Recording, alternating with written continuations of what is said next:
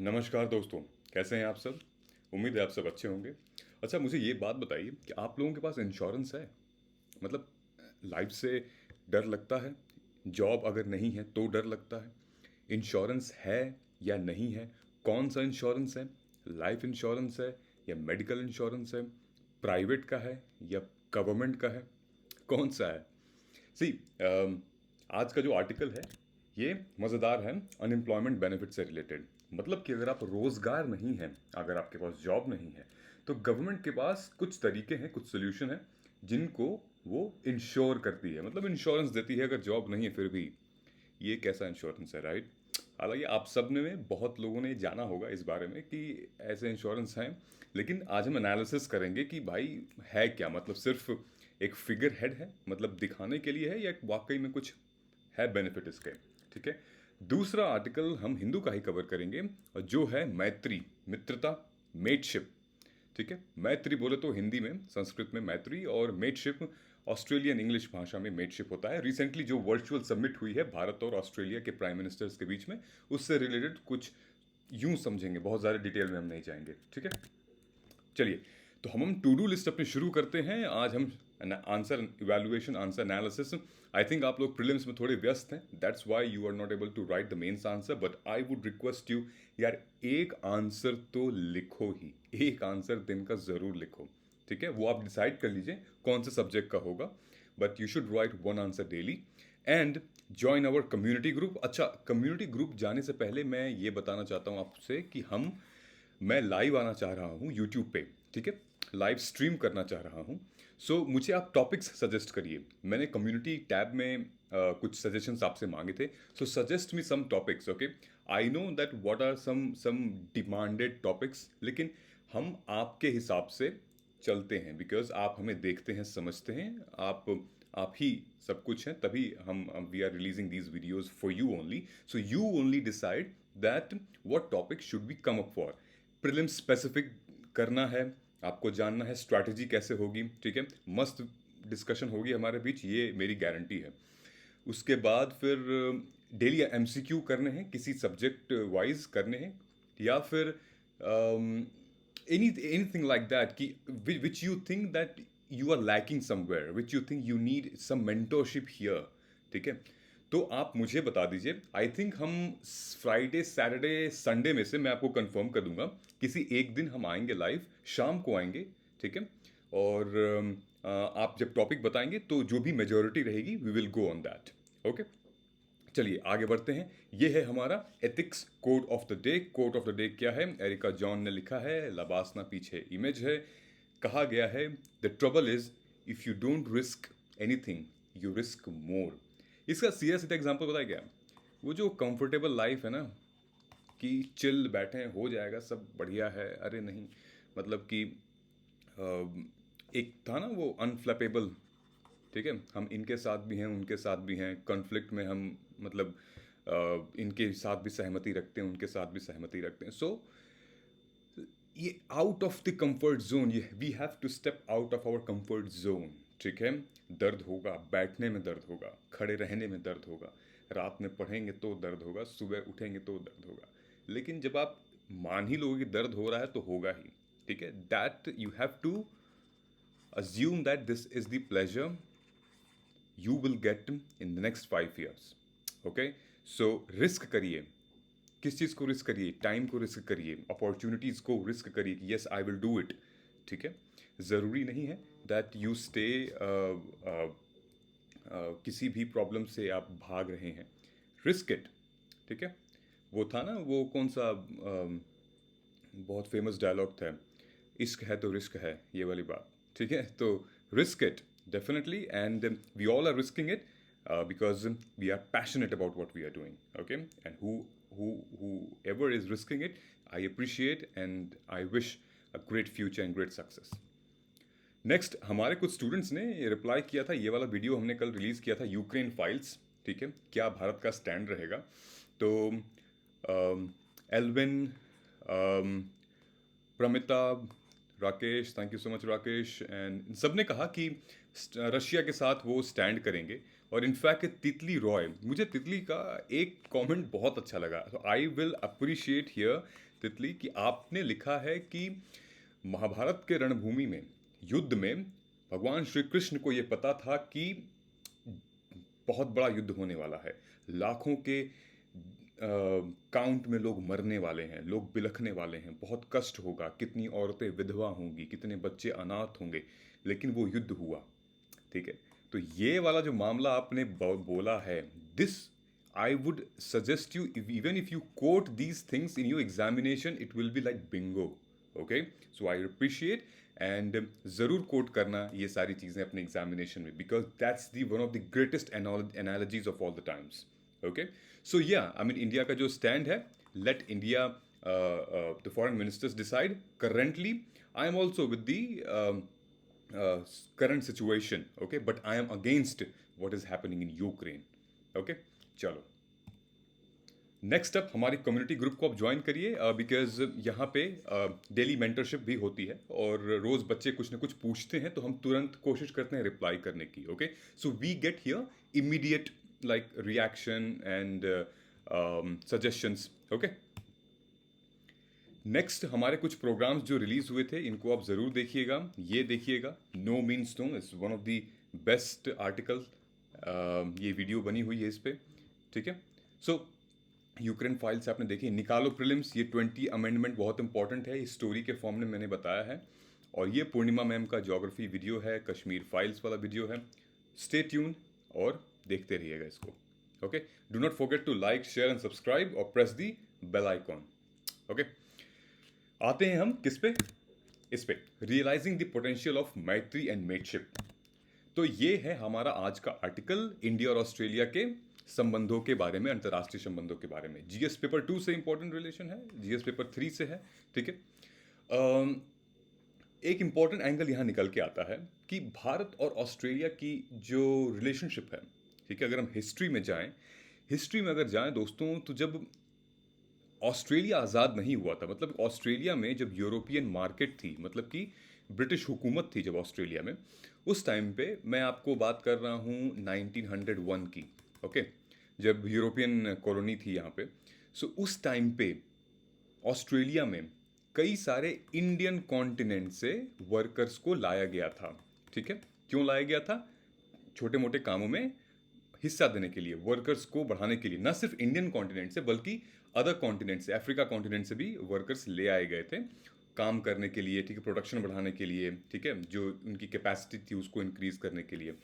तो इंडियन सब कॉन्टिनेंट का यहाँ पे बहुत बड़ा रोल है कि ऑफ कोर्स जब वो लोग वहाँ काम करेंगे तो वो लोग वहाँ रह भी जाएंगे, कुछ लोग वहाँ रह भी गए थे।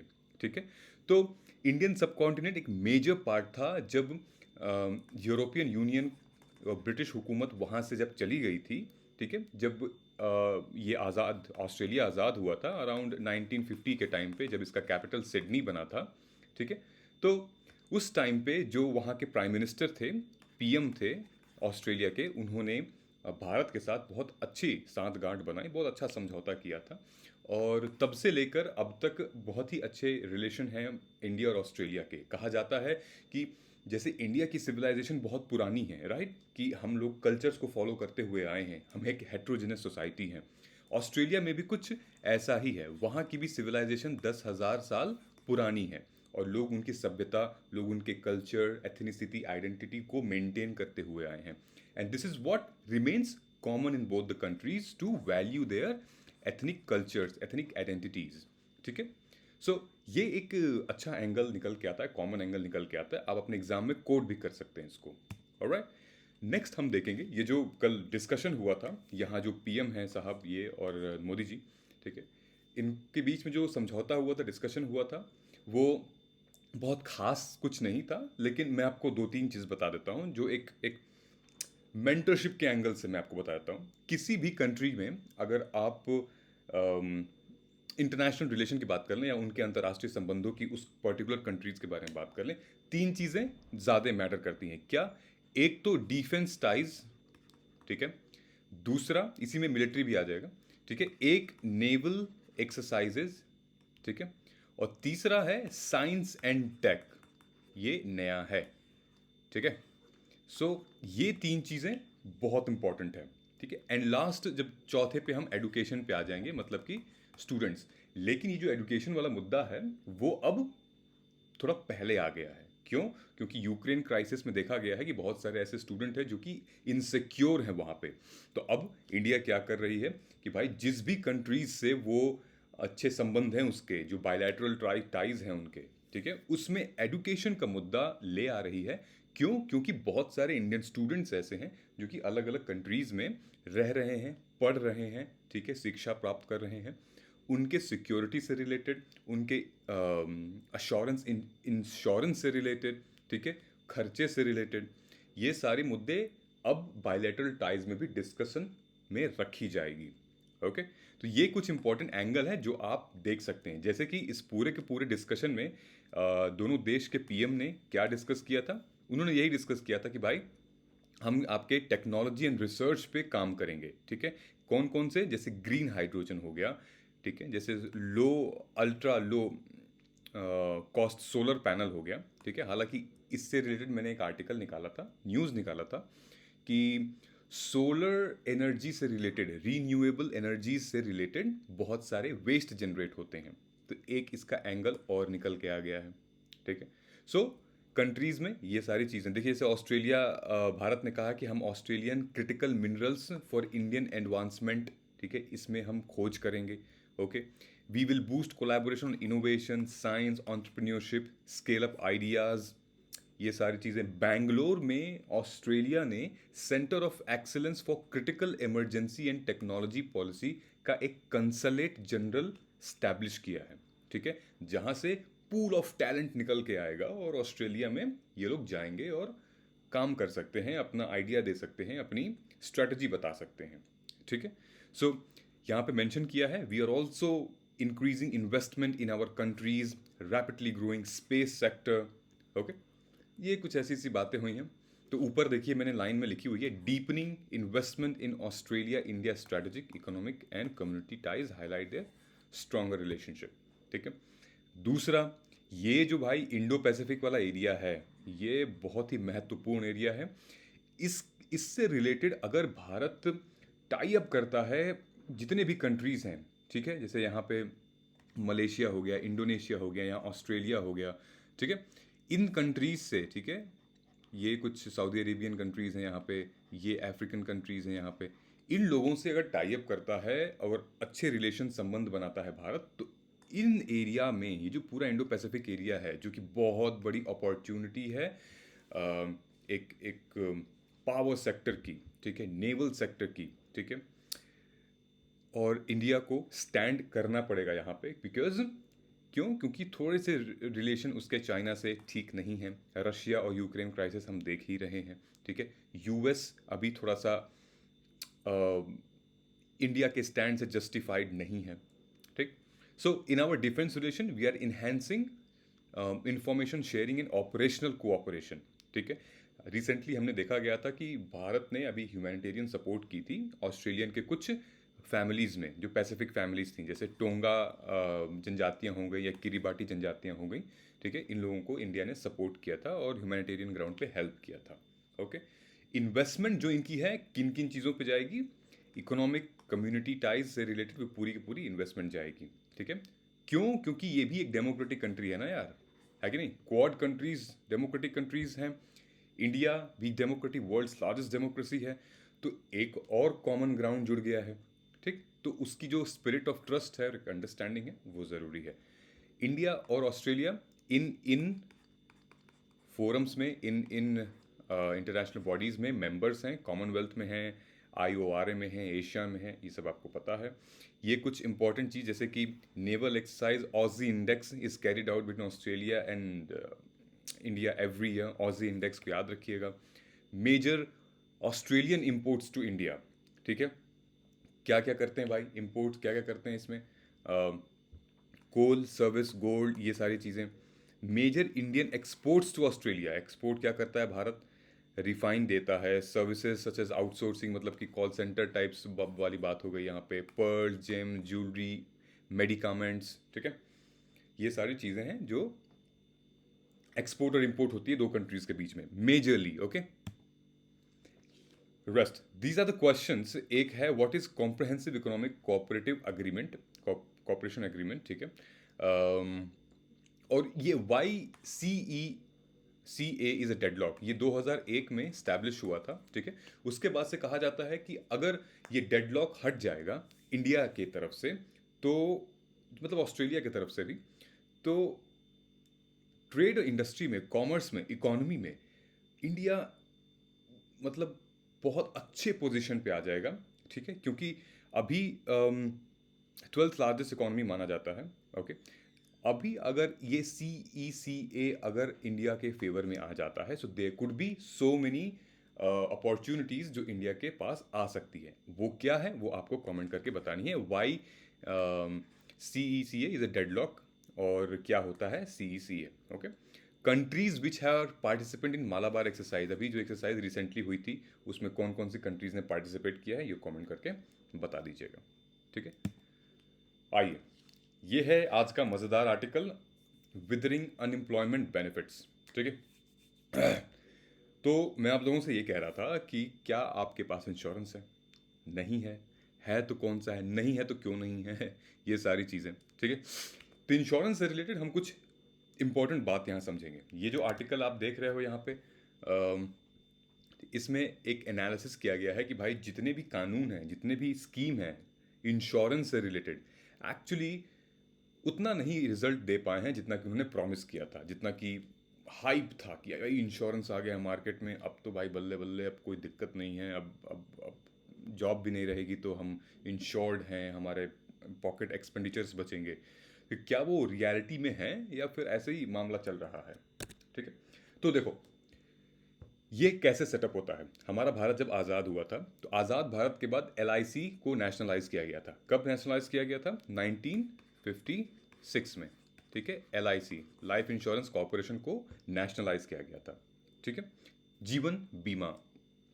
नाउ ये जो है LIC को इंश्योरेंस करने से पहले ESIC का एक फॉर्मूला आया था, ESIC एक्ट आया था, ठीक है। 1948 में इसकी ये एक्ट पास हुआ था 1948 में, ठीक। हमारा भारत अभी ऑफिशियली आज़ाद नहीं हुआ था, अभी हम डोमिनियन स्टेटस में थे, ठीक। हाँ, संविधान लिखना शुरू हो गया था, ओके। सो यहाँ पे 1948 में employees insurance, state insurance act को पास किया जाता है, ठीक है। ये क्या होता है अभी हम आगे समझेंगे, ठीक है। इस एक्ट के तहत, ठीक है, इंडिया में ऐसे दो मेजर स्कीम्स हैं जो कि अनएम्प्लॉयमेंट बेनिफिट्स देते हैं इंश्योरेंस सेक्टर में।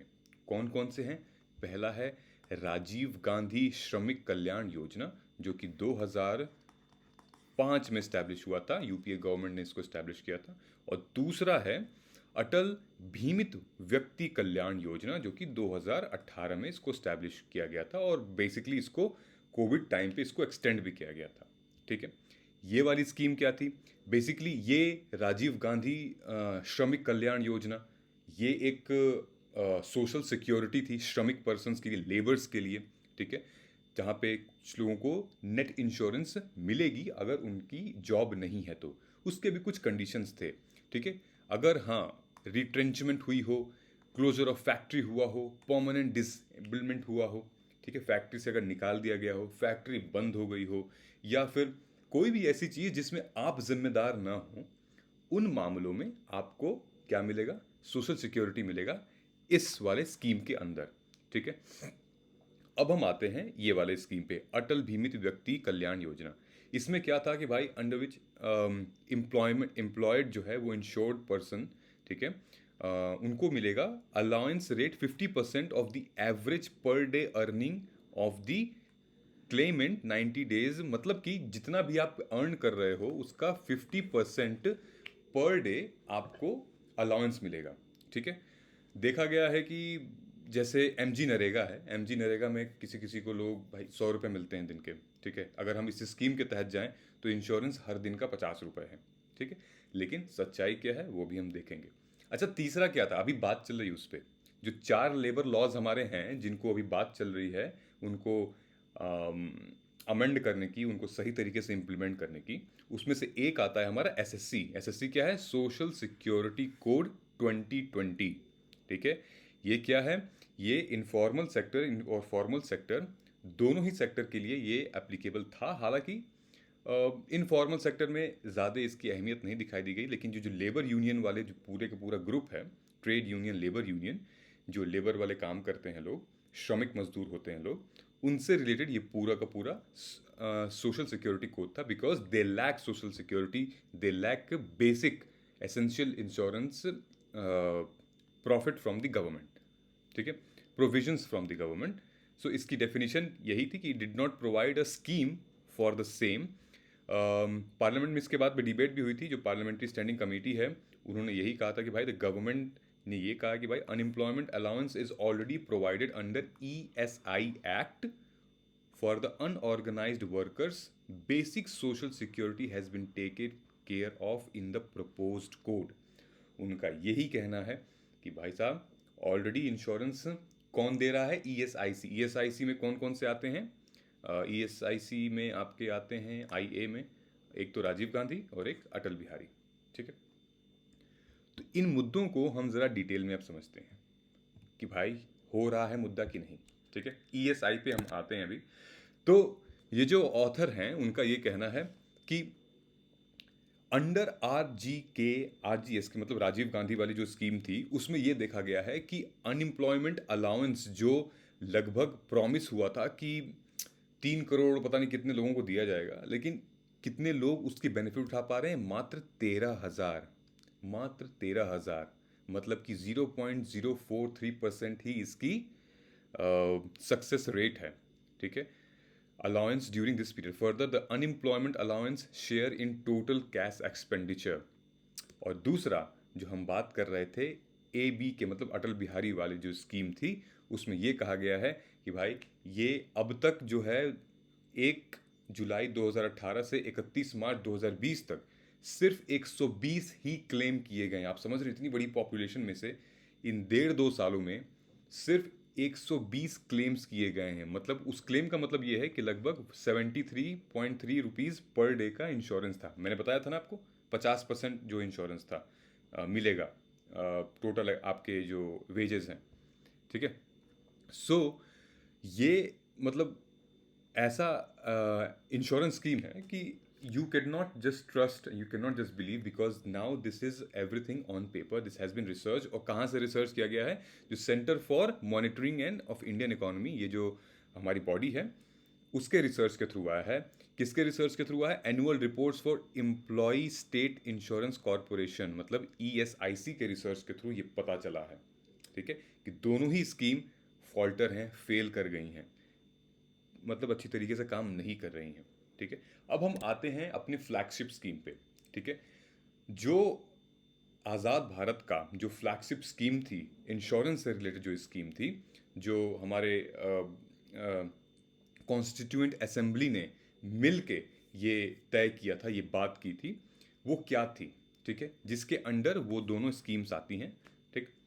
तो एम्प्लॉयज़, सबसे पहला तो ये जो ESI स्कीम है ये डिस्ट्रिक्ट वाइज होती है, ठीक है। अभी तक लगभग 526 डिस्ट्रिक्ट में और 34 स्टेट में और यूनियन टेरिटरीज में ये एप्लीकेबल है, ओके। लगभग 98% पूरे कंट्री में एप्लीकेबल है, ठीक है। ये स्कीम लॉन्च हुई थी 1948 को टू इंटीग्रेट सोशल इंश्योरेंस, ठीक है, किसमें? एम्प्लॉयज स्टेट इंश्योरेंस एक्ट, ठीक है। ये 1948 में इसका एस्टैब्लिशमेंट हुआ था। Basically employees state insurance corporation of India ये एक मल्टी डायमेंशनल सोशल सिस्टम है which provides socio economic protection to the workers population and immediate dependent और देयर फैमिली, ठीक है। इसलिए ये गठित हुआ था। ESI को ऐसे डिज़ाइन किया गया है कि भाई आप कोई भी उस मुद्दे से रिलेटेड, चाहे वो सिकनेस हो गई, चाहे वो मटर्निटी हो गया, या फिर डिसेबलमेंट हो गया, किसी की डेथ हो गई, या फिर एम्प्लॉयमेंट में किसी की इंजरी हो गई, चोट लग गई, कोई भी मेडिकल केयर चाहिए किसी भी उसके फैमिली मेम्बर को, ये सारी चीज़ें इसमें निहित है, इसमें स्टैब्लिश्ड है। क्या क्या में कवर होगा?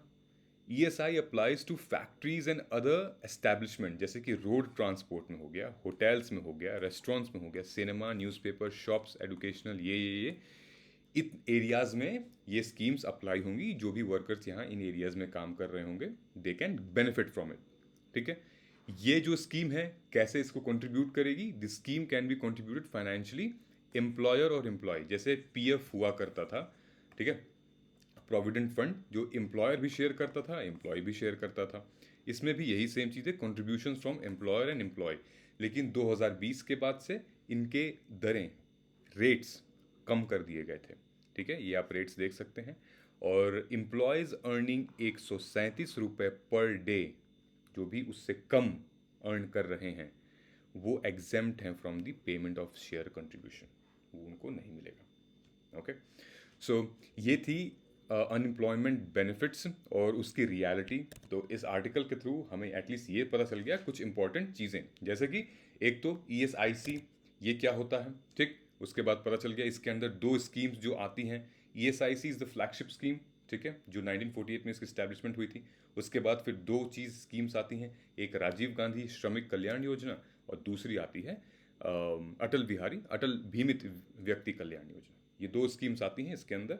और रियलिटी जो है किस लिए था मैंने आपको बता दिया। अभी रियलिटी क्या है वो भी आपको बता दिया।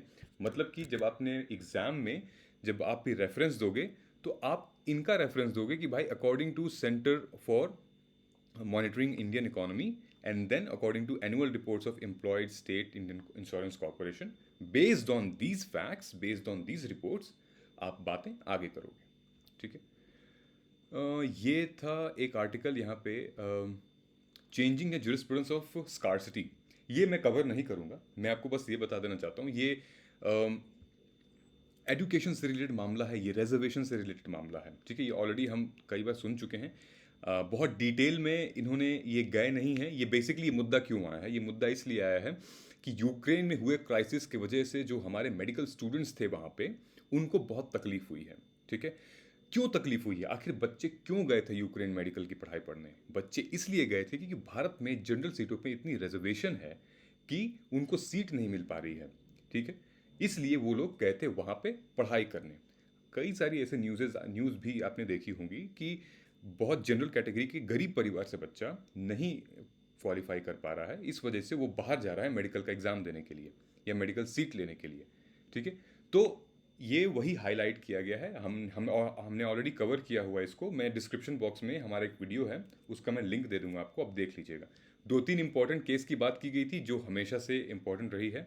एक तो 1972 का Balram versus union of India, Indira Sahni versus union of India 1992 का है। और रिसेंटली 2021 में मराठा रिजर्वेशन आया था जिसमें सुप्रीम कोर्ट ने तुरंत एक्शन लिया था, ठीक है। तो इसको रिजर्वेशन को कभी हम डिटेल में समझेंगे, ये अभी मुद्दा एज सच कंप्लीट करने वाला है नहीं, मेंस जब आएगा तो इसको हम अच्छे से समझेंगे, ठीक है। अभी प्रीलिम्स से रिलेटेड इतना कुछ खास नहीं था इसमें, ओके। चलिए आते हैं हम इस पे। ये हमारा क्वेश्चन है, इसको आप अटेम्प्ट करिएगा। Discuss the significance of insurance sector in Indian economy and it's underlying issues. और चार भारत के कौन से ऐसे गवर्नमेंट के इंश्योरेंस स्कीम हैं, प्रधानमंत्री ऐसे करके चार स्कीम से आप उनको मेंशन कर दीजिएगा, ओके। आई होप आज की एनालिसिस पसंद आई होगी। प्लीज़ वो मुझे कमेंट करके बताइएगा, जो यूट्यूब लाइव वाली बात मैंने आपसे रिक्वेस्ट की थी उसको हम कैसे, आपका क्या टॉपिक है, ठीक है। दूसरा, हमारे कम्युनिटी ग्रुप को आप ज्वाइन करिए, डिस्क्रिप्शन में आपको लिंक दे दूंगा। And then good to go. I shall see you in tomorrow's op-ed analysis. तब तक आप अपना ख्याल रखिए। जय हिंद।